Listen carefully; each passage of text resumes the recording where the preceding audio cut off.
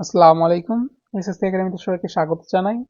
আজ আমরা নবম দশম শ্রেণীর যে সাধারণ গণিত আছে সেটা একটা অধ্যায় ত্রিকোণমিতিক অনুপাত। এই অধ্যায়ের অনুশীলনী 9.2 এর 28 নং সৃজনশীল প্রশ্নের সমাধান করব ইনশাআল্লাহ। তো 28 নং সৃজনশীল প্রশ্নে কি বলা আছে যে এবিসি এর এখানে একটা ত্রিভুজ হবে। তো ত্রিভুজ এবিসি এর বি কোণটা হচ্ছে 90 ডিগ্রি, এবি এর মান হচ্ছে 5 সেন্টিমিটার এবং বিসি এর মান হচ্ছে 12 সেন্টিমিটার। এই তথ্যগুলো দেওয়া আছে এবং বলছে ক নং প্রশ্নে যে এসি এর মান নির্ণয় করো। খ নং প্রশ্নে বলা আছে কোণ সি ইকুয়াল যদি থিটা হয় তাহলে sign theta plus cos theta এর মান নির্ণয় করো। এবং গ নং প্রশ্নে বলা আছে যে উদ্দীপকের আলোকে দেখাও যে sec square A plus cosec square A equal to sec square A into cosec square A. তো চলো সমাধান করি আমরা। দেখো ক নং প্রশ্ন আমরা সমাধান করব। তো উদ্দীপকের যে চিত্রটা ছিল তথ্যগুলো ছিল সেটাকে আমরা চিত্রে রূপান্তর করেছি। কি বলা ছিল যে এবিসি একটা ত্রিভুজ যার বি কোণটা হচ্ছে 90 ডিগ্রি। 90 ডিগ্রি মানে কি এক সমকোণ, তার মানে একটা সমকোণী ত্রিভুজ। এবং সমকোণী ত্রিভুজে এ বি এর মান ছিল 5 সেন্টিমিটার এবং বি এবং সি এর মান ছিল 12 সেন্টিমিটার। এবং আমাদের কি করতে হবে যে এ এবং সি এর মান কত বলা ছিল নির্ণয় করতে হবে। যদিও মান 13 বের হবে আমি আগে লিখে রেখেছি, কিন্তু কিভাবে আসে চলো সেটা দেখি। তো দেওয়া আছে এবিসি ত্রিভুজের এবি 90 বি কোণ 90 ডিগ্রি, এবি 5 সেন্টিমিটার, এসি এটা আমরা ভুলে লিখে ফেলেছি অ্যান্সার যদিও এটা। তো এটা আমরা লিখব। তো আমরা জানি কি যে অতিভুজ পিথাগোরাসের যে উপপাদ্য আছে সেটা থেকে কি জানি অতিভুজ স্কয়ার ইকুয়াল টু লম্ব স্কয়ার প্লাস ভূমি স্কয়ার। তো এইখানে খেয়াল করো যে অতিভুজ কোনটা এ এবং সি এটাকে আমাদের কি করতে বলেছে নির্ণয় করতে বলেছে। তাহলে আমরা মানগুলো বসিয়ে দিই যে A C square equal to লম্ব কোনটা, লম্ব হচ্ছে এ বি, তাহলে এ বি স্কোয়ার এবং ভূমি হচ্ছে বিসি স্কোয়ার, তাহলে বিসি স্কোয়ার। তাহলে এ সি স্কোয়ার এটা আমরা রেখে রেখে দিই। এ বি এর মানটা বসিয়ে ফেলি। এ বি এর মান কত আছে 5, তার উপর স্কোয়ার প্লাস বি এবং সি এর মান কত 12, তার উপর স্কোয়ার এসি তার উপর স্কোয়ার। আমরা জানি 5 এর উপর স্কোয়ার দিলে হয় 25 এবং 12 এর উপর স্কোয়ার দিলে কত হয় 144। এবং পরবর্তীতে যদি আমরা কি করি এসি স্কোয়ার এই দুটাকে যোগ করে দিই বা আমরা কি করি যে সামেশন করি, তাহলে কি হবে যে 169, হ্যাঁ 961, তাহলে 169। এখন দেখো, এখন আমাদের তো প্রশ্নে বলা ছিল যে এসি এর মান নির্ণয় করো, কিন্তু আমাদের কাছে আছে কি এসি স্কোয়ার না। আমরা উভয় পাশে যদি রুট দিই তাহলে এখান থেকে রুট আর স্কোয়ার কাটা যাবে, এটার উপর রুট দিয়ে দিব। তাহলে এখানে যে এসি সমান আমরা লিখতে পারি রুট ওভার 169 এবং রুট ওভার 169কে আমরা যদি রুট দিই তাহলে কত হবে 13। এর জন্যই আমরা লিখেছিলাম ওখানে 13 সেন্টিমিটার। তো এখানে এসি এর যে মান সেটা কত বা অতিভুজের মান কত 13 সেন্টিমিটার, এটাই অ্যান্সার। সরি। দেখো এরপর আমাদের যে খ নং প্রশ্ন ছিল বলা ছিল যে সি কোণ সি ইকুয়াল যদি থিটা হয়, সিটাকে আমরা থিটা কোণ ধরে sign theta plus cos theta এর মান নির্ণয় করব। তো চলো সমাধান করি। দেখো যে চিত্রটা কি যে এখন আমাদের এটা কিন্তু আমরা ক থেকে পেয়ে গেছি যে সি এর মান কত 13 সেন্টিমিটার এবং এই যে কোণ যেটা সি সেটাকে বলছে থিটা। এখন আমাদের একটা জিনিস মনে রাখতে হবে, কিন্তু ভালো করে শুনে রাখো, যেটা হচ্ছে যে একটা সমকোণী ত্রিভুজের বা যে কোনো ত্রিভুজের ক্ষেত্রে যে দুইটা বাহু মিলে কোণ উৎপন্ন করবে তাদের কেউই লম্ব হতে পারবে না। তার মানে এটাও লম্ব না এটাও লম্ব না। কখন? যখন এই থিটা কোণ বা সিটা কোণ হবে। তাহলে লম্ব হবে কি যে যে কোণের বিপরীত বাহু হচ্ছে লম্ব, তাহলে এই এ বি হচ্ছে কি লম্ব। যদি এইটা হইতো তাহলে লম্ব কোণটা হইতো বি এবং সি বাহু হচ্ছে কি হইতো তখন লম্ব হতো। এটা কিন্তু মনে রাখতে হবে। তো চলো এখন সমাধান করি। আমাদের কি বলছিল যে সাইন থিটা নির্ণয় করার জন্য না, এই থিটা কোণ ধরে আমরা নির্ণয় করব। তাহলে সবগুলো মানই কিন্তু আমাদের দেওয়া আছে।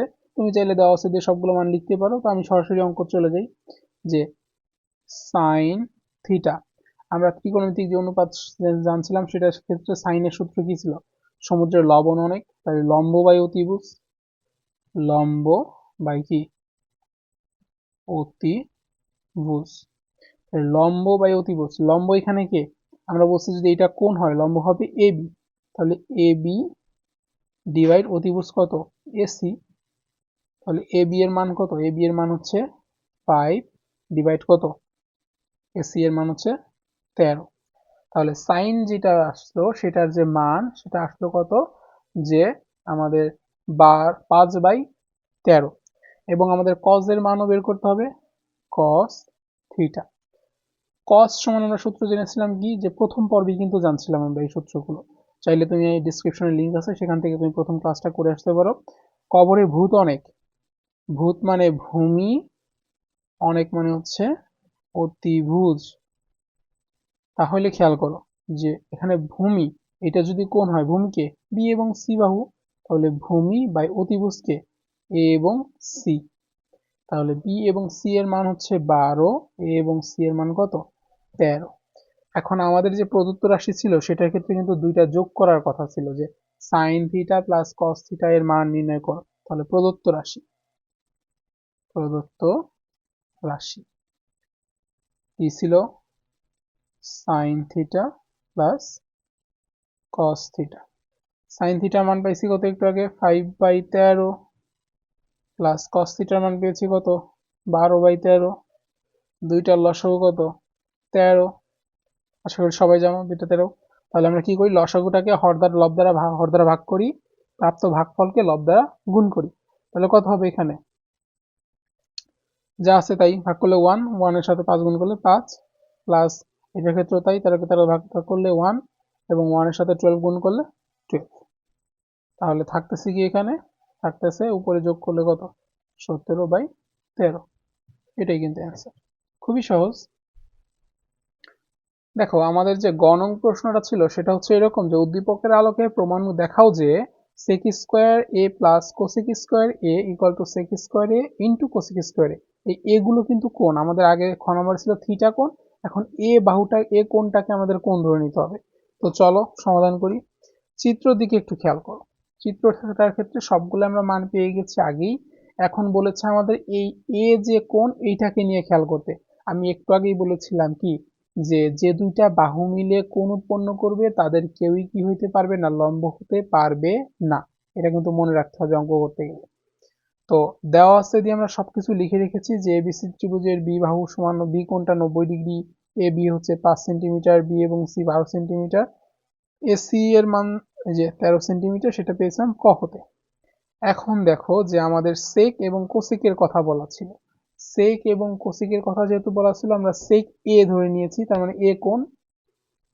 এই এ কোণটা যদি হয় তাহলে সেক সমান সেক কার বিপরীত। আমরা যদি এই সেকের সূত্র নাও জানি তাহলে আমরা কসের তো জানি, কসের ক্ষেত্রে কবরের ভূত অনেক, তাহলে কস কার বিপরীত, সেকের বিপরীত। তাহলে কসে যা সূত্র সেকে তার বিপরীত। তাহলে কসে ছিল কবরে ভূত অনেক ভূমি বাই অতিভুজ, সেকের ক্ষেত্রে হবে অতিভুজ বাই ভূমি। বুঝাইতে পারছি? আমাদের এই সূত্রগুলো কিন্তু এভাবে 1 নং পর্বে দেওয়া ছিল, চাইলে দেখে আসতে পারো। তো যে সেক এ, তাহলে আমরা লিখতে পারি কি, অতিভুজ বাই ভূমি। অতিভুজের মান কত, অতিভুজের মান হচ্ছে এসি। ভূমি কত, ভূমি কিন্তু এই যে এখন এ আর বি। কেন কি কারণ, কারণ হচ্ছে যে এই বি এবং সি হচ্ছে এখন লম্ব, কারণ যে কোণের যে বিপরীত যে বাহু সেটা কি এখন লম্ব হয়েছে। তাহলে এসি এবং এবি, এসি এর মান 13, এবি এর মান হচ্ছে কত, 5। এবার কোসেক এর সমান আমরা জানি কি, কোসেক যে সূত্র আমরা ধরো জানি না, তাহলে কার সূত্র জানি, সাইনের সূত্র জানি। সাইন কোসেকের বিপরীত বা কোসেক সাইনের বিপরীত। সাইনের সমুদ্রের লবণ অনেক, সাইনের সূত্র ছিল লম্ব বাই অতিভুজ। কোসেক কি হবে, তার উল্টো। কোসেকের ক্ষেত্রে তাহলে হবে অতিভুজ বাই লম্ব।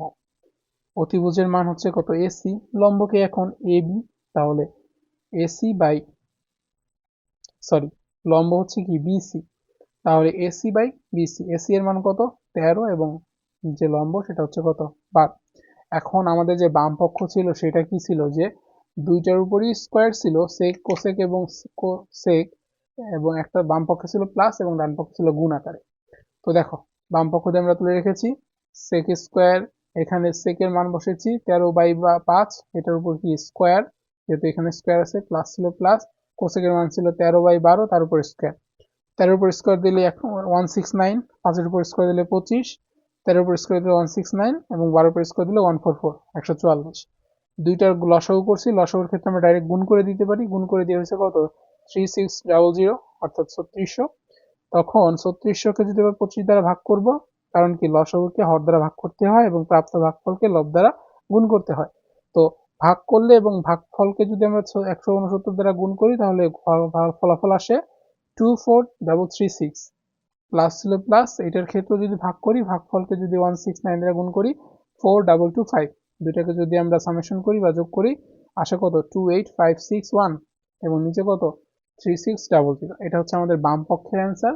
এখন আমরা দেখবো ডান পক্ষের সেম জিনিস আসে কি না।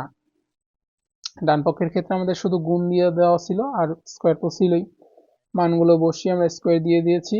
এটার ক্ষেত্রেও ঠিক অনুরূপভাবে 169, 25, 169, 144, এটার সাথে এটা গুণ, এটার সাথে এটা গুণ, উপরের রাশির সাথে উপরের রাশি, নিচের রাশির সাথে নিচের রাশি গুণ করলে দেখা যাচ্ছে যে উপরে গুণ করলে 28561 এবং নিচে 3600। তাহলে আমাদের বাম পক্ষ আর ডান পক্ষের মান কি সেমই আসে, এর জন্য আমরা বলতে পারি বাম পক্ষ আর ডান পক্ষ এখানে যেহেতু দেখাইতে বলছে তাহলে শোড।